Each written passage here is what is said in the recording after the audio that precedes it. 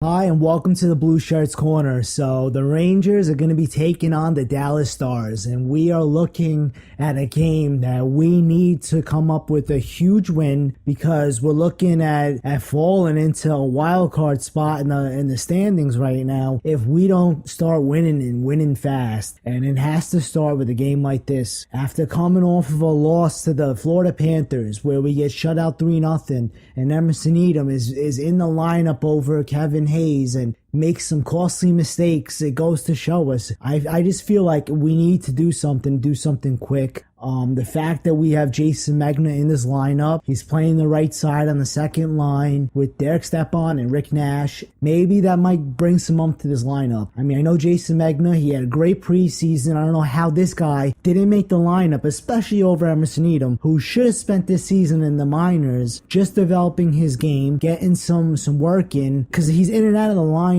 He's inconsistent sometimes. He's making mistakes that last game that made me scratch my head going, why wasn't Kevin Hayes in this lineup over him? And it was karma coming around full circle, slapped us in the face. If he makes his mistakes, he makes some stupid decisions sometimes where I'm scratching my head, and it makes us pay the price. Now I'm looking at this lineup and I'm looking to see what this lineup does. There's some good things. I'll be honest, the forwards right now, this looks good. I mean, Chris Kreider is out with a laceration to his right hand, so it's good to see that Megna's in. It's good to see Kevin Hayes is in. I don't know what's going to happen when Chris Kreider is back, but what I do know is right now, the forwards, the 12 guys that we have in this lineup right now, it looks solid. It looks like we're ready for this test. We're ready for this battle. First line, we got JT Miller. He's been the lone hero here. He's been one of the most consistent Rangers of late. I mean, JT Miller has been playing his game and hasn't skipped a beat. And it's good to see him rewarded with the first line position as he's playing with Matt Zuccarello and Derek Brassard. And that first line looks lethal if they're playing at the top of their game. And I have a feeling after suffering a loss to Florida Panthers that this lineup is looking to bounce back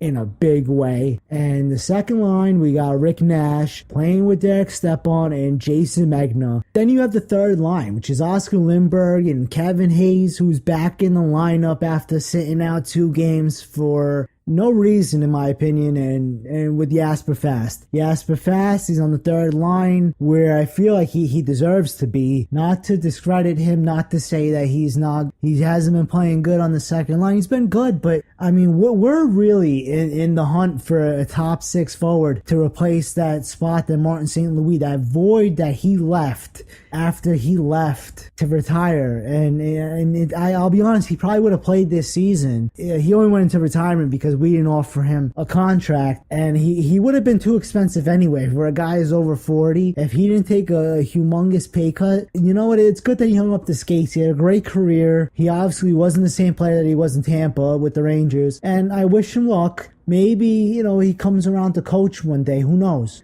He's focusing on the family. It's good. But the fact that we traded away Ryan Callahan and 2 first-round draft picks for Martin St. Louis, it's making me just furious to think about the fact that Glenn Sather and his win now mentality is now costing this team right now. The fact that he decided to sign Dan Boyle and not even offer Anton Strawman a contract was just insane, because now Dan Boyle, it looks like after this year, he's probably going to retire. It looks like Keith Yandel has been playing insane. He's one of our best defensemen. He's only on the third pairing for no apparent reason after Mark Stahl hasn't been the same Mark Stahl, who's sitting in the second pairing over Keith Yandel. I feel we're going to trade Keith Yandel away. So it's like, we trade away Duclair, who would have been great on that second line with Rick Nash and Derek Stepan. We trade him away with John Moore for Keith Yandel, and I think a draft pick, as Keith Yandel is on the trading block now. And Keith Yandel, if he gets traded, it's going to be a waste of a blue chip prospect who would have been great on the second line, which now we're in the hunt for. And and John Moore, who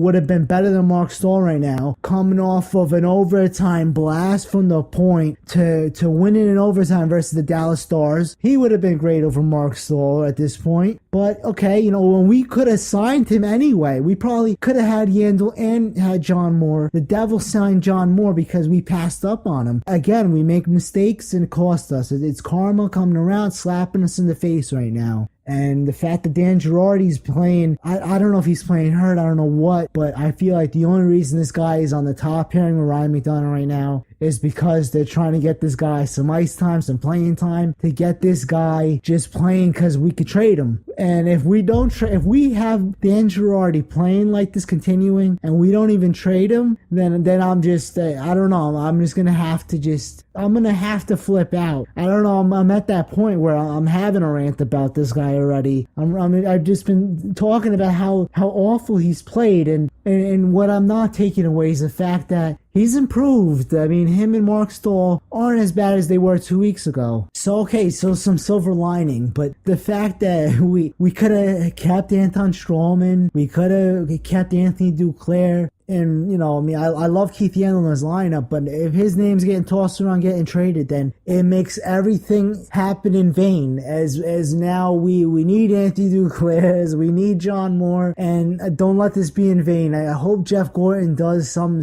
magic, gets like Jonathan Drouin for Emerson Edom, or, I don't know. I just don't know. But what I do know is that Keith Yandel needs to stay in a blue shirt. We need to trade Dan Girardi away, and we need to try to have Mark Stahl if there's no move cost and trade him, and then we'll have all the cap room to sign Yandel, to sign JT Miller, who's due for a big contract, to sign Kevin Hayes, to sign Chris Kreider. Edom's contract is coming up in this offseason, so we might as well trade him before we lose him in free agency. So I'm looking at the defense, and I'm looking at the fact that Dan Girardi is playing with Ryan McDonough. Second pairing is Dan Boyle and Mark Stahl. And then we got Keith Yandel and Kevin Klein for third pairing. Our best defensemen are the third pairing. Okay, I don't know what else to say. We have Henrik Lundqvist playing in net. And let's hope that Henrik Lundqvist isn't hung out to dry, because this Dallas Stars team is, I'm telling you, if you give them the time and space, they will execute. I mean, their first line is Tyler Seguin with Patrick Sharp and Jamie Benn. That's a first line that we got to be very, very careful of. And I just hope that we don't make mistakes, because they will kill us. And John Klimberg he's been epic on defense. He's been good. And I mean, that's a guy that if we could trade Dan Girardi for a guy like John Klimberg, oh man, we're in heaven. But like the forwards though, I mean, the fact that Victor Stahlberg, Dominic Moore, Tanner Glass for a fourth line is good. Victor Stahlberg,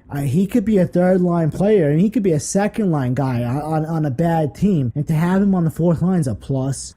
Tanner Glass has been better than he has been last season, so I'm glad to see that he's on the fourth line. He's playing the right side, which seems a bit odd because Victor Stahlberg I thought was a right wing and Tanner Glass a left wing. But Dominic Moore, no doubt about it. There's nothing more to say besides the fact that he's a backhand professor, insane in the face-off circle, penalty kills like a beast. That fourth line is epic, all right? And the fact that our third line now, Kevin Hayes is back in the lineup. He's playing with Jasper Fast. He's playing with Oscar Lindberg. It's good. And I'm glad that we have Kevin Hayes back in our lineup, because we're hurting without the guy. And I'm going to keep everybody posted. I got my lucky JT Miller jersey on. I put the A on the jersey because JT Miller's he's been a hero of late, and he's earned the first line spot. So he deserves an A on his jersey. I don't care. It's on my jersey, and that's all that matters. This jersey's been lucky. I haven't shaved today, so I'm really hoping that does something. Wearing the Lucky Rangers hat, I feel lucky.